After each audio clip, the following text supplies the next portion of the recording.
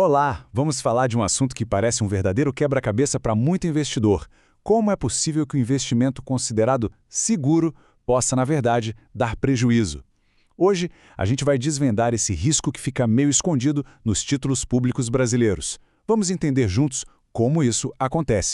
E a pergunta que guia toda a nossa conversa é exatamente essa. Parece até contraditório, não é mesmo? Como algo que tem a garantia do governo, que é o investimento mais sólido de um país, pode, em certas situações, resultar em perda de dinheiro? Pois é, vamos decifrar esse mistério. Então, a investigação começa por aqui.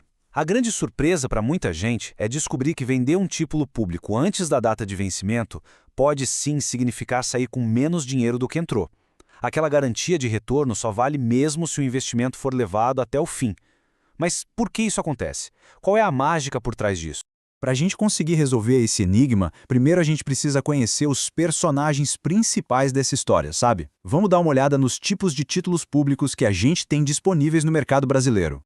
Ok, basicamente esses são os principais. Primeiro, os prefixados. Aqui não tem muito segredo. A taxa de juros é travada na hora da compra, então já se sabe exatamente quanto dinheiro vai render até o final.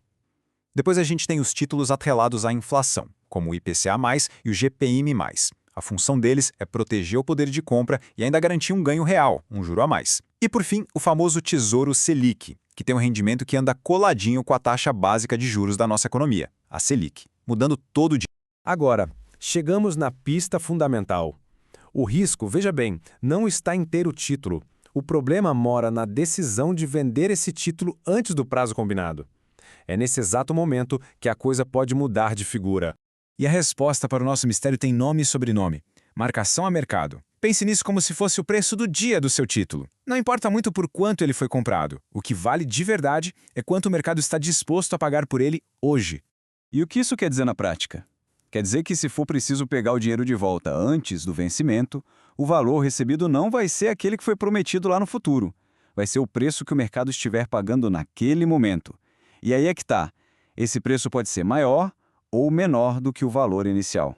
Olha só, a lógica fica bem clara com um exemplo. Imagine ter em mãos um título que paga 10% ao ano. De repente, o mercado começa a oferecer títulos novos, parecidos, mas pagando 12%. O título antigo, de 10%, automaticamente fica menos interessante, concorda? Qual deles um novo comprador iria preferir? Para alguém se interessar em comprar aquele título antigo de 10%, enquanto tem outros novinhos em folha pagando 12%, é preciso que o preço seja mais baixo. É necessário oferecer um desconto para compensar o rendimento menor que ele paga. E é exatamente aí que o prejuízo pode acontecer. E tudo isso nos leva finalmente à resposta do nosso mistério. A grande sacada é entender quais títulos estão mais expostos a essa lógica do mercado e quais são, digamos, mais imunes a ela. E aqui a divisão fica muito clara. Títulos como o prefixado e o IPCA+, são os que mais sentem essas mudanças. Se as taxas de juros no mercado sobem, o preço de venda deles tende a cair. Já o Tesouro Selic tem uma estrutura toda diferente. O valor dele não depende tanto das expectativas futuras. Ele é simplesmente corrigido pela taxa Selic do dia. Ponto. Então, vamos dar um zoom nesse que é considerado o caminho mais seguro para quem pode precisar do dinheiro a qualquer momento, o nosso verdadeiro porto seguro.